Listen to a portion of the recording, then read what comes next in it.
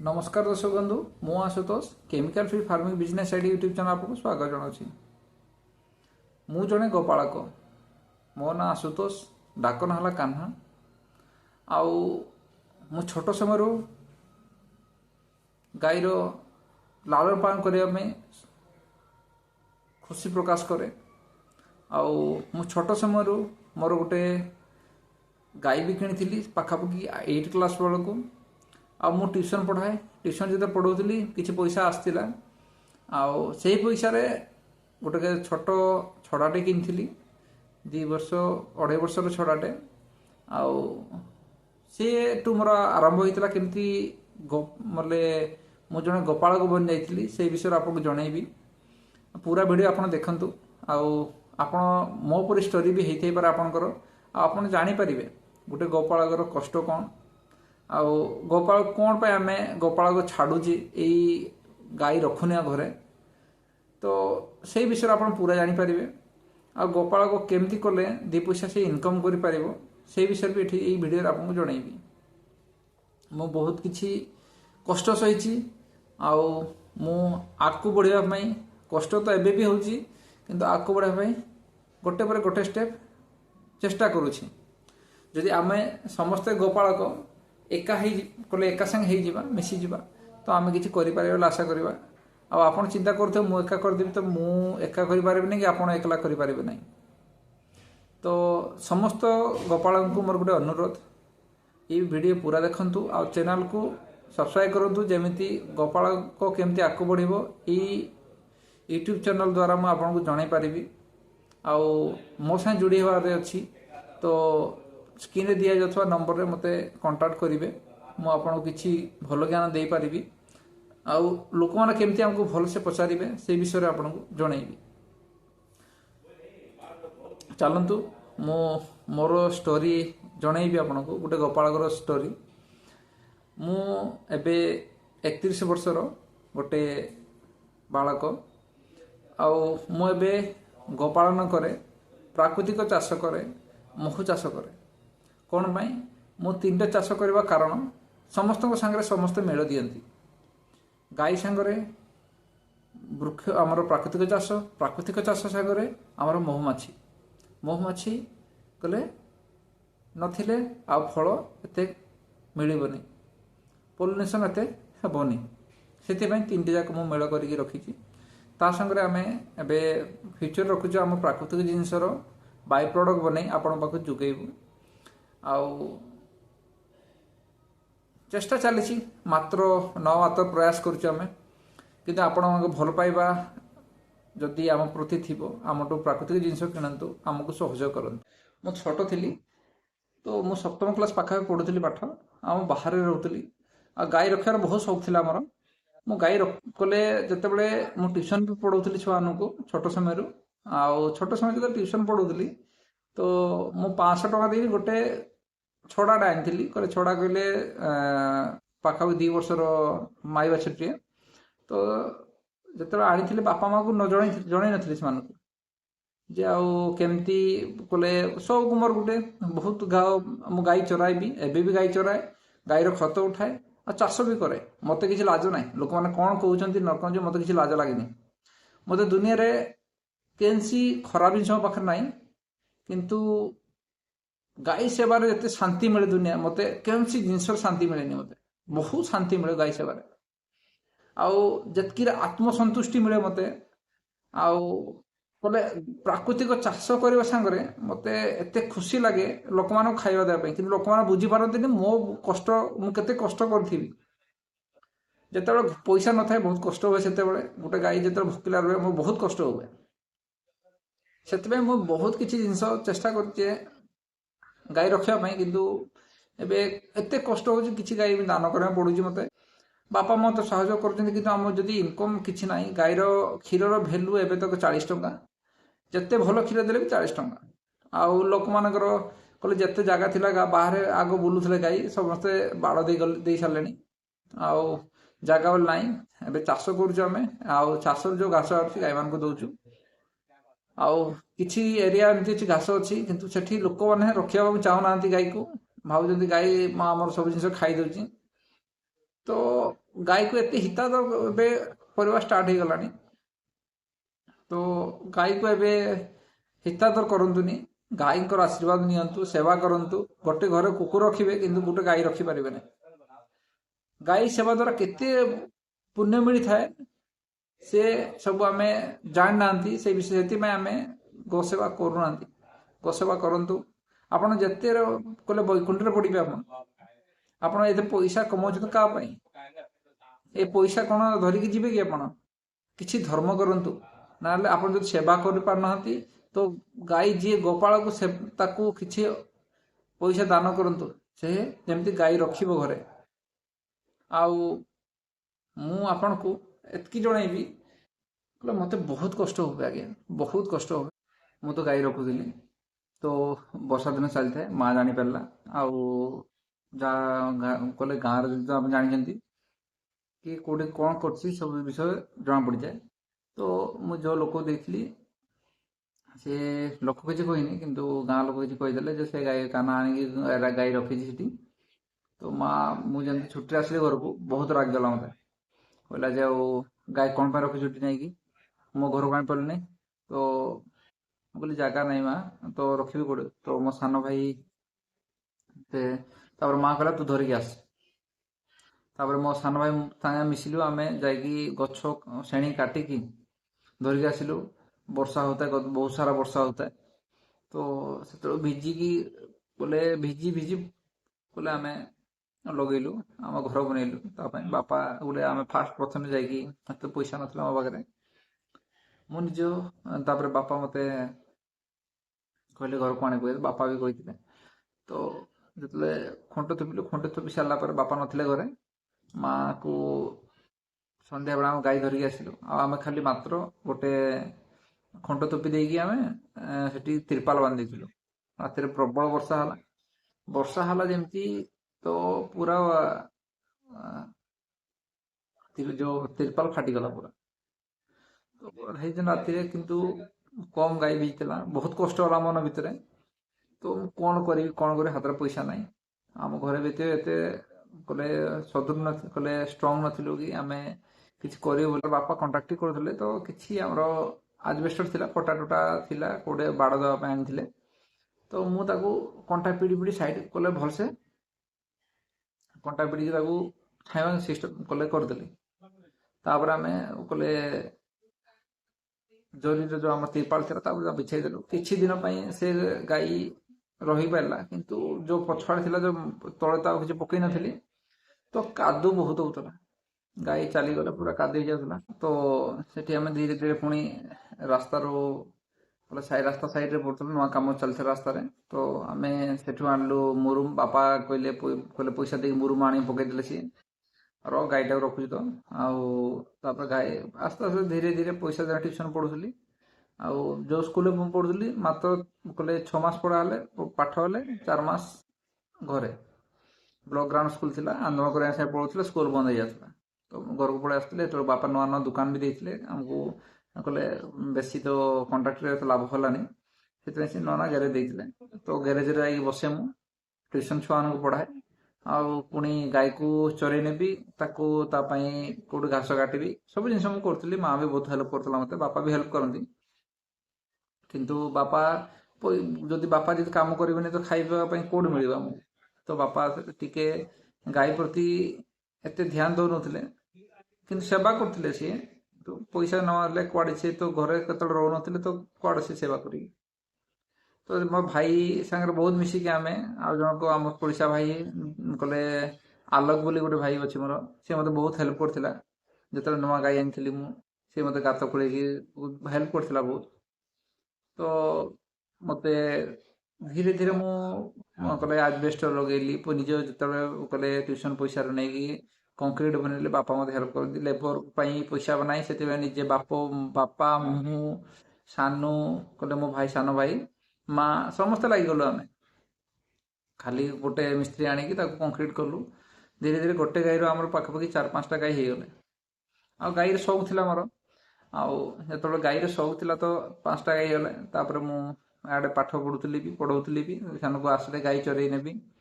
आउ ମୁଁ ପ୍ରାୟ ନବୋଦୟ ଛୁଆକୁ ପଢ଼ଉଥିଲି ଆଉ ନବୋଦୟ ଛୁଆ ମୋର ବହୁତ ଜଣ ପାଇଛନ୍ତି, ନବୋଦୟ ପାଇଛନ୍ତି, ବହୁତ ଖୁସି ହେବେ ସମସ୍ତେ, ସେମାନେ ଚାକିରି କଲେଣି। କିନ୍ତୁ ମୁଁ ଯେଉଁ ଗୋପାଳକ ଥିଲି ସେଇ ଗୋପାଳକ ଏବେ ବି ଅଛି ଆଉ ଫ୍ୟୁଚରରେ ରହିବି ଥିବି ଯାହା ଆଶା କରୁଛି ମୁଁ। କିନ୍ତୁ କଷ୍ଟ ହେଉଛି ଏବେ ଯେ କ୍ଷୀର ରେଟ୍ ନାହିଁ କିଛି ନାହିଁ ବୋଲି ମୁଁ ଧୀରେ ଧୀରେ ଟିକେ ଗାଈ କମେଇବା ବୋଲି ପିଲାଙ୍କର କଲେ ଆଉ ଗାଈ ପାଳନ କରିବା ପାଇଁ ଲୋକ ବି ମିଳୁନାହାନ୍ତି ଆଉ ଗୋଟେ ଲୋକରେ ଗାଈ ପାଳନ କରି ହେଇପାରିବ ନାହିଁ। ତ ଯେତେବେଳେ ହେଇଗଲା 4-5ଟି ଗାଈ ପାଖାପାଖି ପୁଣି ଗାଈ କିଣିବା ଷ୍ଟାର୍ଟ କଲି, ତ କ୍ଷୀର କିଛି ପରିମାଣ ହେଲା, ଲୋକମାନଙ୍କୁ ବିକ୍ରି କଲୁ, ଆମେ ପନିର ବି ବିକ୍ରି କଲୁ। କିନ୍ତୁ ଲୋକମାନଙ୍କୁ ପନିର ଯଦି ବିକ୍ରି କଲୁ ଲୋକମାନେ କହିଲେ ଫାଟିଗଲା, ଖରାପଟା। ଆଉ ଲୋକମାନେ 200 ଟଙ୍କା ଦେଇକି ଖରାପ ପନିର ଖାଇବେ କିନ୍ତୁ ଆମ ପନିର ଖାଇବେନି 200 ଟଙ୍କା ଦେଇକି, ତାକୁ 180 ଟଙ୍କାରେ କିଣିବେ। ସେତେବେଳେ ଥିଲା 180ରେ ଆମେ ବିକୁଥିଲୁ। ତ ବହୁତ କଷ୍ଟ ହୁଏ କିନ୍ତୁ ତାପରେ ବି ଆମେ କିଛି ନା କିଛି ବୋଲେ ଲାଭ କ୍ଷତି ହେଇକି ଚାଲିଲା। ତ ଧୀରେ ଧୀରେ ମୁଁ କହିଲି ବାପା ଗାଈ ସେବା କରିବା ଅଛି ତ ମୋର ଜାଗା ନାହିଁ, ଆମର ଜାଗା ଖଣ୍ଡେ କିଣିବା। ତାପରେ ଚେଷ୍ଟା କଲି, ଜାଗା ଖଣ୍ଡେ କିଣିଲୁ, ଆମେ ଲୋନ୍ କରିକି ଜାଗା ଖଣ୍ଡେ କିଣିଲୁ। ଯେତେବେଳେ ଲୋନ୍ କରିକି ଜାଗା ଖଣ୍ଡେ କିଣିଲୁ ତାପରେ ମୁଁ ଗୋଟେ ଛୋଟ ମୋଟ ଜବ୍ ପାଇଗଲି, ଚାକିରି ପାଇଗଲି। ତ ଯେତେବେଳେ ଚାକିରି ପାଇଗଲି ତ ବାପା ଗାଈ ଆଣିଲେ ସବୁ ଟିକେ କହିଲେ, ପ୍ରଥମେ ଯେତେବେଳେ ଫାର୍ମକୁ ଆଣିଥିଲୁ ଆମେ କରିଥିଲୁ, ମୁଁ ପାଖାପାଖି ବହୁତ ପଇସା ଖର୍ଚ୍ଚ କଲି ଗୋଟେ ଫାର୍ମ ପାଇଁ। ପାଖାପାଖି ମୋ ଫାର୍ମରେ ଆପଣ ବିଶ୍ୱାସ କରିବେନି ପାଖାପାଖି 50 ଲକ୍ଷ ପାଖାପାଖି ଖର୍ଚ୍ଚ କରିଥିବି। ତାର ସମତଳ କରିବା, ତାକୁ କଲେ କିଛି ଅଂଶ ଯୋଉଠି ଗାଈ ରହିବେ ବାଡ଼ ଦେବା, ଘର ବନେଇବା, ଲୋକମାନଙ୍କ ପାଇଁ ଘର ବନେଇବା ପାଇଁ କହିଲେ ମୁଁ ମୋ ହାତରେ ପଇସା ଯେତେବେଳେ ଚାକିରି ପଇସା ତ ସବୁ ଯାକ ଖର୍ଚ୍ଚ କରିଦେଲି। ମୁଁ କହିଲେ ମୋର ସେଭିଂ ବୋଲେ ଏବେ ତ ମୋର ସେଭିଂ ବୋଲି କିଛି ଜିନିଷ ନାହିଁ ମୋ ପାଖରେ। କଷ୍ଟ ଲାଗେ, ଗୋଟେ ଚାକିରି କରୁଛି କିନ୍ତୁ ହାତରେ ପଇସା ନାହିଁ। ତ ବହୁତ ଲୋକ ବହୁତ କଥା କୁହନ୍ତି ଯେ ଗାଈ ରଖି ତୁ କ'ଣ ପାଇଁ ରଖୁଛୁ, ତୁ କ'ଣ ପାଇଁ ଗାଈ ରଖିଲୁ, କିଛି ତୁ କହିଲେ ଗାଈରେ ତୋତେ କ'ଣ ଲାଭ ମିଳୁଛି। କିନ୍ତୁ ମୋତେ ଶାନ୍ତି ମିଳେ, ଆଉ କିଛି ନୁହଁ, ମୋତେ ଶାନ୍ତି ମିଳେ। ଆଉ ଏଇ ଶାନ୍ତିରେ ମୋ ଦୁନିଆରେ ଆଉ କିଛି କହିଲେ ମୋର ଯେଉଁ ଶାନ୍ତି ମିଳେ ମୋତେ କେମିତି ଶାନ୍ତି ମିଳେନି, ସେଥିପାଇଁ ଗାଈ ରଖିଛି ମୁଁ। ଆଉ ମୋ କାମ ଯୋଉଟା କଲେ ଗାଈକୁ ଯେଉଁ କଲେ ମୋତେ କଷ୍ଟ ହେଲା ମାତ୍ରେ ମୁଁ ଗାଈକୁ ଜଣାଇ ଯାଇକି ତ ମାସେ ଭିତରେ ଯେମିତି ହେଇଯାଉ ସେ କଷ୍ଟ ମୁଁ ହାରିଯାଏ, କହିଲେ ମୋର ହରଣ ହେଇଯାଏ ସବୁ ଜିନିଷ। ତ ଧୀରେ ଧୀରେ ମୁଁ ଗାଈକୁ ବହୁତ ବଡ଼ ଆମାଉଣ୍ଟରେ ମୁଁ କହିଲି ଗାଈ ରଖୁଛି ମାତ୍ର ତାକୁ ବିଜନେସ୍ ପର୍ପୋଜରେ ରଖିବି, ଆଉ କିଛି ଗାଈ ରଖିବି, ସେ ଗାଈକୁ ସେବା ହେବ ଆଉ କିଛି ପଇସା ଇନକମ୍ରେ ଆମର ଫାର୍ମରେ ଯେଉଁ ପିଲାମାନେ କାମ କରୁଛନ୍ତି ସେଠି ହେଲ୍ପ କରିବେ। ତ ସେତେବେଳକୁ ମୁଁ ଜାଗା କିଣିଥିଲି, ଯେତେବେଳେ କିଣିଥିଲି ତ ଛୋଟିଆ ଗୋଟେ କୁଡ଼ିଆ ବନେଇଥିଲି। କୁଡ଼ିଆ ବନେଇଲା ହିସାବରେ ଗୋଟେ ଆମର ଭାଇ ଜଣେ କାଟେ ବୋଲି, ସେ ଭାଇ ମୋତେ ଆମେ ରାତି ଆଉ ଗୋଟେ ଆମର ଛୋଟ ସମୟରୁ ମୁଁ ଯେତେବେଳେ ଗାଈ ରଖିଥିଲି, ମୁଁ ଆଉ ଗୋଟେ ଭାଇ ଥିଲା ଆମର ଶୁକ୍ରୁ, ତ ସେମାନେ ମୋତେ ବହୁତ ହେଲ୍ପ କରିଛନ୍ତି। ଆଉ ତାପରେ ଯେତେବେଳେ ଶୁକ୍ର ଆମର ଘରେ ଛୋଟ ଥିଲା, ବହୁତ ଛୋଟ ସମୟ ରହିଛି ସେ ଆମ ପାଖରେ। ଆଉ ଏବେ ବାହାରେ କାମ କରୁଛି ସେ, କିନ୍ତୁ ଗାଈ ପ୍ରତି ତାର ଭଲ ପାଇବା ଅଛି। କିନ୍ତୁ ଆସେ ମଝିରେ ମଝିରେ, କିନ୍ତୁ କହିଲେ ବାହାରକୁ ଯେତେବେଳେ ସେ ଗୋଟେ ମଣିଷ ଯାଏ ସେ ଟିକେ କିଛି ବଦଳାଇ ଯାଏ। ତ ମୁଁ ପଛେ ଭୋକରେ ମରିଯାଏ କିନ୍ତୁ ମୋ ପିଲାମାନଙ୍କୁ କେବେ ଠକିନି ଯେ ମୁଁ ତ ଏତିକି ଟଙ୍କା ଦେଇଦେବି, ଏତିକି ଟଙ୍କା ତାଙ୍କ ଟଙ୍କାଟା ଖାଇକି ବୋଲି କେହି କହିପାରିବେନି। କହିଲେ ବହୁତ କଷ୍ଟ ହୁଏ ମନ ଭିତରେ, ଆଜ୍ଞା ଏବେ ବି କଷ୍ଟ ହୁଏ। ମୁଁ ଗାଈ ରଖିଛି ସିନା, ଆମେ ବହୁତ କଷ୍ଟ ହୁଏ ମୋତେ। ଲୋକମାନେ ଯେତେ ଗାଈ ରଖିଛନ୍ତି ସମସ୍ତଙ୍କୁ ଏମିତି କଷ୍ଟ ହୁଏ, ମୁଁ ତ ଏକା ନୁହଁ। କହିଲେ ମୁଁ ଶୁଣୁଛି ମୋ ଷ୍ଟୋରି ବୋଲି ମୁଁ ଏ କଷ୍ଟଟା ଜଣେଇ ଦେଉଛି, ଅନ୍ୟମାନେ କେହି ଷ୍ଟୋରି ତାଙ୍କର କହିଲେ ଜଣେଇ ପାରୁନାହାନ୍ତି। ତ ଯେତେବେଳେ ମୁଁ ଗାଈ ରଖିବା ଷ୍ଟାର୍ଟ କଲି, ମୋ ଫାର୍ମକୁ ଅକ୍ଟୋବର ମାସରେ ମୁଁ ଗାଈ ଧରିକି ଗଲି। ଆଉ ପାଖାପାଖି ଫାର୍ମ ଷ୍ଟକ୍ କଲେ ବନେଇଥିଲେ ଏମିତି କହିଲେ ମିନିମମ୍ 40 ଗାଈ ରଖି ରହିପାରିବି ଯେମିତି। ଆଉ ମୁଁ ପ୍ରପୋଜ ଆସିଲି ଯେ ହଁ ଗାଈ ସେଠୁ କିଛି କ୍ଷୀର ବାହାରିବ, ଆଉ ଲୋକମାନଙ୍କୁ ଭଲ ଜିନିଷ ଯୋଗେଇବି, ଆଉ କିଛି ଚାଷ କଲେ ଲୋକମାନେ ତାକୁ ଯୋଗେଇ ପାରିବେ, ଆଉ ଯେତେବେଳେ ପ୍ରାକୃତିକ ଚାଷ ବି କରିବି। ତ ପ୍ରଥମେ ଘାସ ଲଗେଇଲି, ଘାସ ଲଗାଇଲା ପରେ ପୁରା ଟାଙ୍ଗରା ଜାଗା ଥିଲା ଜଙ୍ଗଲ ପାଖରେ। ଆମେ ଗୋଟେ କ'ଣ କ'ଣ କହନ୍ତି କି ଆମର ତିରପାଲ ତିରପାଲ ଲଗେଇକି ଶୋଇଛୁ ଆମେ ରାତି ସାରା, ମୁଁ କାଟେ ଆଉ ଶୁକ୍ରୁ ଜଣଙ୍କଠୁ ଜେନେରେଟର ଆଣେ। ଆଉ ଜେନେରେଟର ପାଣି ଇଲେକ୍ଟ୍ରିକ୍ ସୁବିଧା ନଥାଏ ସେ ପାଖକୁ, ପ୍ରଥମେ ଗାଈ ଆଣିବା ଆଗରୁ ଆମେ କହିଲେ ଘରୁ ଗାଈ ଆଣିବାର ଅଛି ମୋତେ, ତ ଘାସ ଲଗେଇବାର ଅଛି, ନହେଲେ କେମିତି କ'ଣ ଦେବି। ଗାଈ ବହୁତ କହିଲେ ହେଇଗଲାଣି ପାଖାପାଖି 12-13ଟି ଛୋଟ ବଡ଼ ହେଇ 12-13ଟି ଗାଈ ହେଇଗଲେ। ଆଉ ଯେତେବେଳେ କହିଲେ ଘାସ ଲଗେଇଲି ବାହାରୁ ଆମେ ମଗେଇଲି, ଆଉ ଘାସ ଯେତେବେଳେ ବାହାରୁ ମଗେଇଲି ମୁଁ ରାଜସ୍ଥାନରୁ ଘାସ ମଗାଇଥିଲି ଆଉ ବୋଲେ ଇଣ୍ଡୋନେସିଆର ଜଣଙ୍କ ସାଙ୍ଗେ ଚିହ୍ନା ପରିଚୟ ମଗାଇଥିଲି ଜଏଣ୍ଟ କିଙ୍ଗ 2000 ପାଖାପାଖି 2017 ମସିହାରେ 17 ପାଖାପାଖି ଘାସ ମଗାଇଥିଲି 17 ପାଖାପାଖି ହେଇଥିବ 2017 ପାଖାପାଖି ଘାସ ମଗାଇଥିଲି ଇଣ୍ଡୋନେସିଆରୁ ଆଉ ଗୋଟେ ରାଜସ୍ଥାନରୁ 2ଟା ଭେରାଇଟି ମଗାଇଥିଲି। ତ ତାକୁ ଲଗେଇବାର ଥାଏ ପାଣି ଯେ ଗୋଟେ ବୋରିଂ ଖୋଲି ପାଣି ଏତେ ନାହିଁ ସେ କହିଲା ଯେ ବହୁତ ଭଲ ପାଣି ଅଛି ଦେଖିଲା ବେଳକୁ ପାଣି ଏତେ ନାହିଁ ଚଲେଇବୁ ପାଣି ବନ୍ଦ ହେଇଯିବ ପୁଣି ଚଲେଇବୁ ଏମିତି ବହୁତ କଷ୍ଟ ହୁଏ ମୋତେ ହେଲେ ବି ଲଗେଇଲି ପାଣି ଘାସ ବହୁତ ସୁନ୍ଦର ହେଇଗଲା ବର୍ଷା ଆସିଗଲା ତାପରେ ବର୍ଷା ସିଜନ ଆସିଗଲା ଯେତେବେଳେ ଗାଈ ଆମେ ଆଣିଲୁ ଅକ୍ଟୋବରରେ ତ ଆଗରୁ ଆମେ କଲେ ପ୍ରିପାରେସନ୍ ହେଉଥିଲା ଏପ୍ରିଲ ମେ ଜୁନରେ ହେଉଥିଲା ବୋଧେ ମେ ଜୁନରେ ଆମେ ତାହା କରୁଥିଲୁ। ତାପରେ ଆମର ଯେତେ ଫାର୍ମ କରିଥିଲୁ ଆମର ପେଟୁ କକା ବୋଲି ଜଣେ ଅଛନ୍ତି କଣ୍ଟାପାଲିର ସିଏ ଆମକୁ କଲେ ଘର ବନେଇବା ଛୋଟିଆ ଗୋଟେ କଲେ କୁଡ଼ିଆ ବନେଇବା ପାଇଁ ବହୁତ ହେଲ୍ପ କରିଥିଲେ। ଆଉ ଆମ ପାଖରେ ତ 2ଟା ପିଲା ଥିଲେ କାଟେ ଆଉ ଶୁକ୍ରୁ ସେ ପାଣି ମଡ଼େଇବାରେ ମୁଁ କେତେବେଳେ ରାତିରେ ସେମାନେ ଶୋଇପଡ଼ିଲେ ମୁଁ ଯାଇକି କଲେ ଜେନେରେଟର ଷ୍ଟାର୍ଟ କରିକି ଆଉ ପାଣି ମଡ଼େଇବି। ତ ଘାସ ଟିକେ ଟିକେ ବଢ଼ିଗଲା ପରେ ତାପରେ ଆମେ କୁଡ଼ିଆରେ ବନେଇଲୁ କୁଡ଼ିଆ ବନେଇବାରେ ପେଟୁ କକା ବୋଲି ସିଏ ମୋତେ ବହୁତ ହେଲ୍ପ କରିଥିଲେ। ଆଉ ତାଙ୍କ ରଡ଼ ମୁଁ ସୁଝି ପାରିବିନି ଯେତେ ଚେଷ୍ଟା କଲେ ବି ଯେହେତୁ ମୋତେ ବହୁତ ସାହାଯ୍ୟ କରିଥିଲେ କହିଲେ ଗାଁର ଲୋକ ଯେଉଁଠି ମୁଁ ଗୋଟେ ଗାଁରୁ ଆଉ ଗୋଟେ ଗାଁରେ ମୁଁ ଫାର୍ମ କରିଛି ଜାଗା କିଣିକି ତ ସେତେବେଳକୁ କିଛି ମୋର ପାଖରେ କିଛି ନଥିଲା କିନ୍ତୁ ସାହସ ବହୁତ ଥିଲା ଯେ ମୁଁ କିଛି କରିବି। ସେତେବେଳକୁ ଲୋନ୍ ନେଇ ପୁଣି ଫାର୍ମ କଲେ ଲୋନ୍ ନେଇଗଲେ ମୁଁ କାହାରି ମୋ ନିଜ ଲୋନ୍ ନେଇଥିଲି କଲେ ଜାଗାକୁ ଦେଖେଇ ଫାର୍ମ କରିଥିଲି 40 ପାଖାପାଖି ଗାଈ ରଖିବି ବୋଲି ଆଉ ପିଲାମାନେ ମୋତେ ସପୋର୍ଟ କରିବେ ବୋଲି କିନ୍ତୁ କାଟେ ବୋଲି ବି ଗୋଟେ ଯେଉଁ ଅଛି ଭାଇକୁ ମୁଁ ପଇସା ଦେଇପାରିଲିନି ସେଥିପାଇଁ ସିଏ ମୁଁ ତାଙ୍କୁ ସେ କହିଲେ ମୁଁ ଗୋଟେ ମଣିଷକୁ କହିଲେ କମ୍ ପଇସାରେ ତ ସେ କାମ କରିବନି କେବେ ବି ତା ଘର ଚଳିବା ଦରକାର ପଇସା ତ ମୋ ହାତରେ ଏତେ ପଇସା ନଥିଲା ସିଏ ତାପରେ ମୁଁ କହିଲେ ରଖିବା ଯଦି ଆପଣ ଏତେ ପଇସା ପୋଷନ୍ତୁ କିନ୍ତୁ ଫ୍ୟୁଚରରେ ମୁଁ ପଇସା ଆପଣଙ୍କୁ ଦେବି ବୋଲି ସିଏ କହିଲେ ନାଇଁ ଏବେ ଦେବେ ବୋଲେ କାମ କରିବି ତାଙ୍କ ବି ଗୋଟେ ମଜବୁରି ଆଉ ଯଦି ଭଲସେ ପଇସା ପାଇବେନି ତ କ'ଣ ପାଇଁ ସେ କଷ୍ଟ କରିବେ କିନ୍ତୁ ବହୁତ ହେଲ୍ପ କରିଥିଲେ ସେ ବହୁତ ହେଲ୍ପ କରିଥିଲେ ମୁଁ ତାଙ୍କୁ କେବେ କହିବିନି ଯେ ସେ ମୋତେ ହେଲ୍ପ କରିନାହାନ୍ତି ବହୁତ ହେଲ୍ପ କରିଥିଲେ।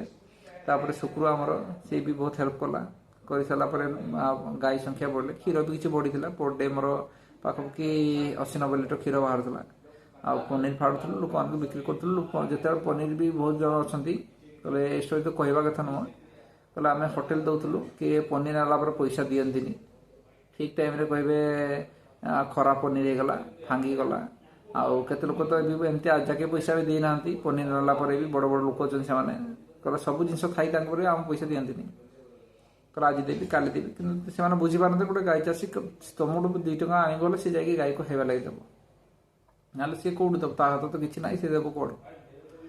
ତ ଗୋଟେ ମଣିଷ ଆମର ଗୋଟେ ମଣିଷ ତ ବୋଲି ଗୋଟେ ଜିନିଷ ରହିବା ଦରକାର ଯେ ଗୋଟେ ଗାଈ ଚାଷୀର ପଇସା କେବେ ଖାଇବିନି ଆଜ୍ଞା ଆଉ ସେ କଷ୍ଟ କରୁଛି ଭଲ ଜିନିଷ ଦେଉଛି ତାର କଷ୍ଟର ମୂଲ୍ୟ କେହି ବୁଝିପାରୁନି ଏବେ ତକ ବୁଝିପାରୁନାହାନ୍ତି। ଆପଣ ପଛରେ କେମିକାଲ ଆଉ ରେ ତିଆରି ଯେଉଁ ପନିର ସେମାନେ ଲୋକ ଖାଇବେ 280 ଟଙ୍କା କିନ୍ତୁ ଭଲ ପନିରଟି ଖାଇବେନି ବହୁତ ପଇସା ପଡ଼ିଯାଉଛି କିନ୍ତୁ ସେମାନେ ଜାଣିପାରୁନାହାନ୍ତି ଯେ ଏଇ କେମିକାଲ ତୁମକୁ ଫ୍ୟୁଚରରେ ଏତେ ବଡ଼ ଆଜି ସିନା 100-150 ଟଙ୍କା ପାଇଁ ତୁମେ କେମିକାଲର କମ୍ ରେଟ୍ର ଖାଇଲେ ଆପଣ କିନ୍ତୁ ଫ୍ୟୁଚରରେ ଏତେ ପ୍ରୋବ୍ଲେମ୍ ସେ ପକାଇଦେବ ଯେ ଆପଣ ଭାବିନଥିବେ ଯେ ଏତେ ରୋଗ ସେ କରିପାରେ ବୋଲି। ଆପଣ କେବେ ବି ଗୋଟେ ଚାଷୀର କଷ୍ଟ ମୁଁ ଆପଣଙ୍କୁ ଜଣାଉଛି ଲାଇଫରେ ବହୁତ କଷ୍ଟ ହୁଏ ଏସବୁ ଜିନିଷ ଜାଣିକି କହିଲେ ଜାଣିଲା ପରେ ବି ବହୁତ କଷ୍ଟ ଗାଈକୁ କହିଲେ ମୁଁ ବହୁତ ଚେଷ୍ଟା କରେ ଖାଇବାକୁ ଦେବା ପାଇଁ ମୁଁ ସର୍ଭିସର କହିଲେ ଯେତେ ପଇସା ଇନକମ୍ ଅଛି ମୋ ଗौ ସେବାରେ ଆଉ ପିଲାଙ୍କ ଖର୍ଚ୍ଚରେ ଦେଇଦିଏ। ଏବେ ତ ମୋ ପାଖରେ ସେଭିଂ ନାହିଁ ନା ମୋ ପାଖରେ ଭଲ ଗୋଟେ ଘର ନାହିଁ ଏମିତି ମୁଁ ଭଲସେ ରହିପାରିବି ସମସ୍ତଙ୍କ ଆମ ସାହିରେ ସମସ୍ତଙ୍କ ଘର ମୁଁ ଯେଉଁ ଜାଗାରେ ରହେ ସମସ୍ତଙ୍କ ଘର ପାଖାପାଖି ଛାତ ଘର କିନ୍ତୁ ମୋ ଘର ଆଜି ଆଜବେଷ୍ଟର ଘର ମୁଁ ସର୍ଭିସ୍ କରୁଛି କିନ୍ତୁ ମୋ ହାତରେ ପଇସା ନାହିଁ କିନ୍ତୁ କାହାକୁ ଜଣାଇ ପାରିବି କ'ଣ ଜଣାଇ ପାରିବି କିନ୍ତୁ ମୁଁ ଫ୍ୟୁଚରରେ ଲାଗି ରହିଛି ଯେ ମୁଁ ଆଜି ନହେଲେ କାଲି ହେଇବି ସକ୍ସେସ୍ ହେବ ବୋଲି ଆଉ ଏଇ ଗୋ ସେବା କରି କରି ବହୁତ କିଛି ମୁଁ ଶିଖିଗଲିଣି ଯେଉଁଟା କହିଲେ 2 ପଇସା କେମିତି ଇନକମ୍ କରିହେବ କିନ୍ତୁ ଲୋକ ବୁଝୁନାହାନ୍ତି ଯେ ପ୍ରାକୃତିକ ଜିନିଷ ଖାଇଲେ କ'ଣ ଲାଭ ମିଳିବ ପ୍ରାକୃତିକ ଚାଷ କରୁଛୁ ସେ ଚାଷର ଯେଉଁ ପନିପରିବା ବାହାରିବ ତାହା ଖାଇଲେ ଗୋଟେ ମଣିଷ କେମିତି ଭଲସେ ରହିପାରିବ ଲୋକମାନେ ଏବେ ତାକୁ ବୁଝିପାରୁନାହାନ୍ତି। ସବୁ କେମିକାଲ ଉପରେ କଲେ ଦୌଡ଼ୁଛନ୍ତି। ଯେଉଁଟା ସୁନ୍ଦର ଦେଖାଯିବ ସେଇଟା ହେଲା ଭଲ, ଆଉ ଯେଉଁଟା ସୁନ୍ଦର ଦେଖାଯିବନି ସେଇଟା ହେଲା ଖରାପ। କିନ୍ତୁ ଫ୍ୟୁଚରରେ ଯଦି ଏ ଗାଈ ସଂଖ୍ୟା କମିଯିବେ, ଗୋପାଳକ କମିଯିବେ, ତ ଚାଷ ବି ଭଲସେ ହେବନି, କି ତୁମର ମାଟି ପାଣି ପିଇବା ମିଳିବନି ଯଦି ଗାଈ ନ ରହିବେ। କ'ଣ ପାଇଁ? ଗାଈ ଅଛନ୍ତି ବୋଲି ଜୀବାଣୁ ଅଛନ୍ତି, ଆଉ ଜୀବାଣୁ ଅଛନ୍ତି ବୋଲି ମାଟିର କିଛି ପରିମାଣରେ ଏତେ ବିଷ ୟୁଜ୍ କଲା ପରେ ମାଟିରେ କିଛି ପରିମାଣ କଲେ ପାଣି ମାଟି ତଳକୁ ଯାଉଛି। ଆଉ ଗାଈ ନଥିଲେ ଜୀବାଣୁ ସଂଖ୍ୟା ଆଉ ଜୀବାଣୁ ରହିବେନି, ଆଉ ସେଇ ଜାଗାରେ ମାଟି ଆସ୍ତେ ଟାଣ ହେଇଯିବ, ଆଉ ପାଣି ସବୁ ଜାଗା ବହିକି ପଳେଇବ, ପିଇବାକୁ ପାଣି ବି ଅଭାବ ହେଇଯିବ। ଏ ବିଷୟରେ କେହି ଜାଣିପାରୁନାହାନ୍ତି। ଗୋଟେ ଗରିବ ଗୋଟେ ଗାଈ ଚାଷୀ ତାର ସେ ଗୋଟେ ସଉକରେ କରେ, କିଛି ପଇସା ଇନକମ୍ କରିବା ସହ ତା ଘର ଚଳିଯାଉ, ସେ ଚାହେଁ ସବୁବେଳେ ଘର ଚଳିଯାଉ, ଦୁଇ ପଇସା କିଛି ଜଣଙ୍କ ତା ଛୁଆ ପିଲା ପଢ଼ନ୍ତୁ, ସେ ଚେଷ୍ଟା କରେ। କିନ୍ତୁ ଆମର ବହୁତ କିଛି ଲୋକ ଅଛନ୍ତି କହିଲେ ଗାଈର ଯେଉଁ ଗୋଟେ ଗୋପାଳକର ପଇସା ଖାଇ ସବୁ ଯାକ ଆଉ କିଛି ଲୋକ ଦିଅନ୍ତିନି। ଏଇଟା ବହୁତ କଷ୍ଟ ହୁଏ। ଏତିକିରେ ମୁଁ କହିବି ଗୋଟେ ଗୋପାଳ କଲେ ଗାଈ ଚାଷୀ ଆହୁରି ବହୁତ କିଛି କଷ୍ଟ ଫେସ୍ କରେ। ମୁଁ ବି ଫେସ୍ କରିଛି, ତ ସେଥିପାଇଁ ଧୀରେ ଧୀରେ ପ୍ରାକୃତିକ ଚାଷ କରୁଛି। ମୁଁ ପ୍ରଥମେ ଯେହେତୁ ଚାଷ କରିଥିଲି, ତ ସେତେବେଳକୁ ମୁଁ ନେଇଥିଲି ଗୋଟେ ଦେବଗଡ଼, ଆମର ଗୋଟେ ମାର୍କେଟ ବସେ, ସେ ପାଖକୁ ନେଇଥିଲି ବାଇଗଣ ନେଇଥିଲି। ତ ସବୁ ମାର୍କେଟ ଚାଲିଥିଲା 25 ଟଙ୍କା, କିନ୍ତୁ ମୋତେ କହିଲେ 10 ଟଙ୍କା ଦେବି କେଜି। ହେଲେ ଦେ। ତାପରେ 10 ଟଙ୍କା ମୁଁ ଭାବିଲି ଯେ 10 ଟଙ୍କା କ'ଣ ପାଇଁ ଦେବି, ସେ 10 ଟଙ୍କାରେ ଯେ ମୋ ଗାଈ ଗୋଟେ କେଜି ଖାଇଦେବ ସେ ଆହୁରି ଭଲ। ଯେହେତୁ ମୁଁ ପ୍ରାକୃତିକ ହିସାବରେ ଖାଇ ତା କଲେ ନ୍ୟୁଟ୍ରିସନ୍ ମୋ ଗାଈ ପାଇଲା, ମୁଁ ଦୁଇ କଲେ କ୍ଷୀର କିଛି ପାଇପାରିବି, ଧରିକି ପଳେଇ ଆସିଥିଲି।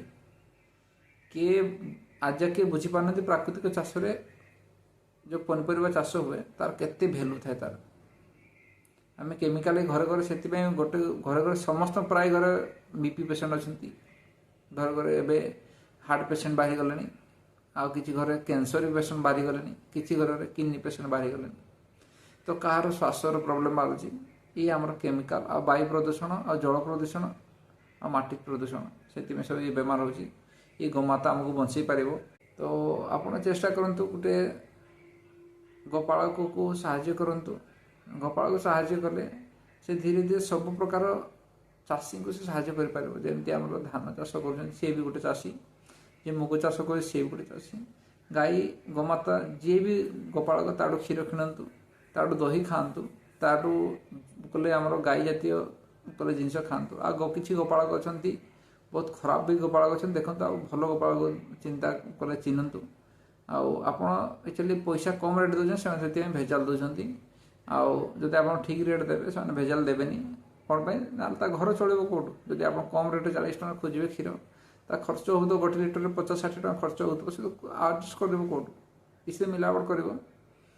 ତ ତା ସଉକି ପାଇଁ ସେ ରଖିଛି ଗାଈ, କିନ୍ତୁ ତାର ଗାଈ କଲେ ମିଳୁନି ଲାଭ, ସେଥିପାଇଁ ସେ ମିଲାବଟ କରୁଛି। ଆପଣ ଦେଖନ୍ତୁ, ଗୋଟେ ଗାଈ ଗୋପାଳକୁ କହିବେ ମୁଁ 40 ଟଙ୍କା, ମୁଁ 60 ଟଙ୍କା ଦେବି କ୍ଷୀର, ନା 70 ଟଙ୍କା କ୍ଷୀର ଦେବି, ସେ ନିଶ୍ଚୟ ଭଲ କ୍ଷୀର ଦେବ ଆଉ ଭଲ ଜିନିଷ ଦେବ ଆପଣଙ୍କୁ ଖାଇବା ପାଇଁ।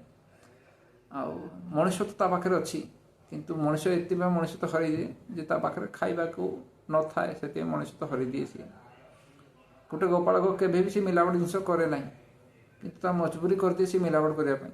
ଆପଣ ଥରେ ବୁଝନ୍ତୁ ଗୋଟେ ଗୋପାଳକର କଷ୍ଟ।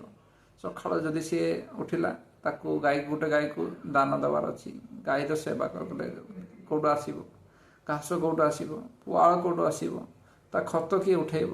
ଖତ ମୁଁ ଲାଗେ ଲୋକ ଅଛନ୍ତି, କିଛି ଲୋକ ଅଛନ୍ତି ଖତ ଗାଈର ଖତ ମାରିଦେଲା ମାନେ ଅସୁବିଧା।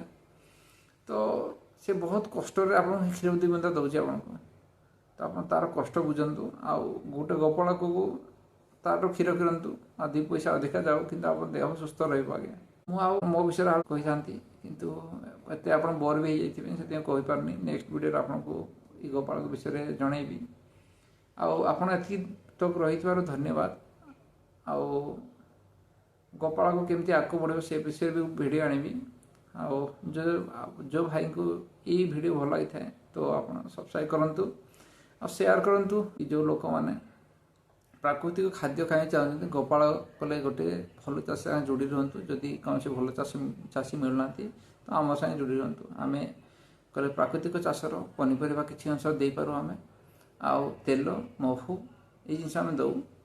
ଆପଣ ଆମ ଯଦି ସ୍କ୍ରିନ୍ରେ ଦିଆଯାଉଥିବା ନମ୍ବରରେ कॉल करंतु आपण थरे आम मगेकी आमको कले आम चाष साहाय्य करंतु आपन को लगी पार आप अधिक पैसा किंतु आम जो प्राकृतिक प्रणाली चाष करुचु तार सेटा मूल्य नुहे आगे आपण देह बड़ कि पैसा बड़ यहाँ अनुमान करंतु पैसा तो जदि गोटे आप पैसा थी शांति न सब शांति रोथे कौन फायदा अच्छे से पैसार तो आपण जहाँ भी कम खातु किंतु भल जिनस खातु मिलापड़ दुनिया दूर रुहतु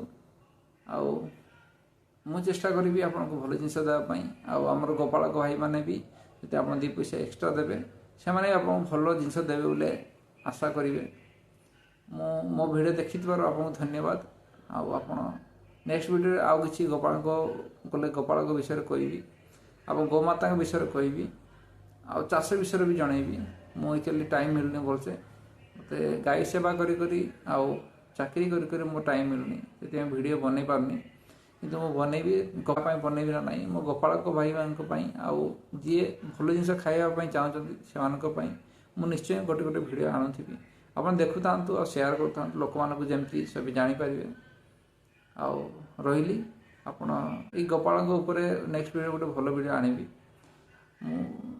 बहुत कष्ट ये गोपालक न रही आप किसी रही गाई हूँ माता तार सेवा करूँ आप जो सेवा कर पारना कौन संगठन कि गोपालक भाई को साहाय्य करूँ जमी आप दी बंद अमृत आप भल मुहर लगी पारे आपंकर नमस्कार।